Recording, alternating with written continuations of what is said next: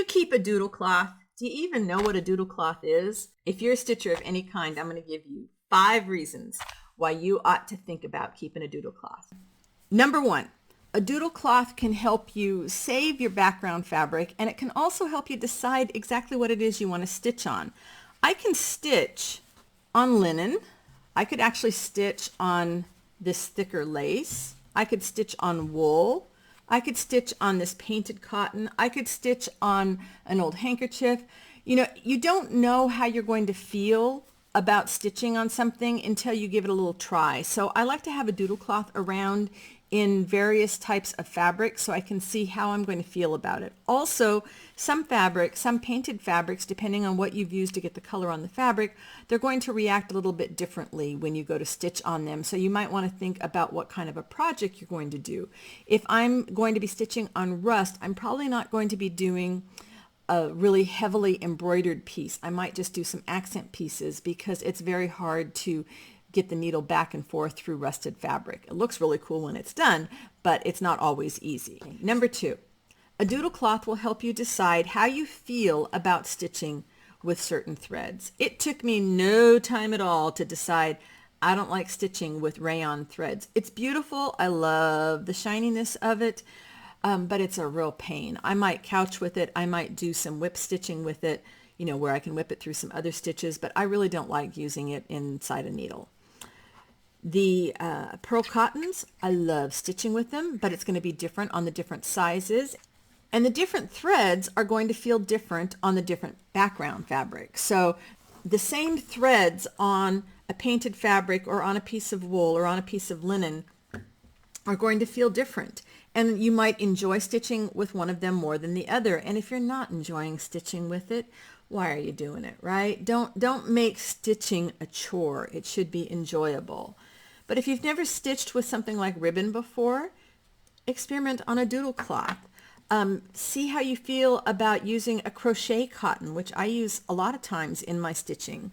A pearl cotton versus a floss, they're going to have a completely different feel to it. So play around with it on a doodle cloth. Number 3, and this may be the most important reason for a doodle cloth, in my opinion.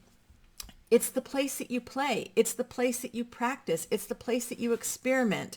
It's the place that you learn a new stitch.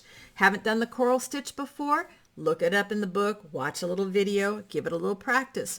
Trying to figure out if you like French knots at the end of the feather stitch? Do some feather stitch, put some French knots at the end of it. How can you accent your couching? Okay, play around. Do you like the chain stitch next to it? And maybe I would grab another thread. I did this in embroidery floss. Maybe I would grab some pearl cotton. Maybe I prefer the French knots around it. So the doodle cloth is your place to experiment. Haven't done French knots with ribbons before? Okay, well, figure out what needle you want for that. Can you use that old satin ribbon that you have? Yes, you can. It's the place to experiment and practice, and sometimes they grow into something else. I don't know if this is going to become a sampler, if this is going to be an actual piece. I wanted to just play with massing knots, and then I decided to add some feather stitch because it seems like feather stitch lands on everything for me. Button wheel, it may not stay there. I could take it out. But the other thing you can do with a doodle cloth, okay, because you're working in small sections, what if I wanted to just take the scissors and cut that off, and then I could stitch that onto something else? It's okay. Number 4, a doodle cloth doesn't have to be a sampler, but it can be. It's a great way to check out how different stitches look with different threads and how they look with different amounts of threads. A back stitch done in a single strand of embroidery floss is going to look different than a back stitch done in 6 strands of floss or done in a pearl cotton or in a ribbon. They're all going to give you a different effect, and if you're not sure what you want to use in your piece, then you should go ahead and do it on your little doodle cloth first. Number 5. A doodle cloth does not have to be a project, but it could grow into one. This was a doodle cloth. I was just playing around trying to remember what I enjoyed about embroidery, and now it's growing into something else, and I'm looking forward to mounting it on a larger piece and seeing where it's going to take me.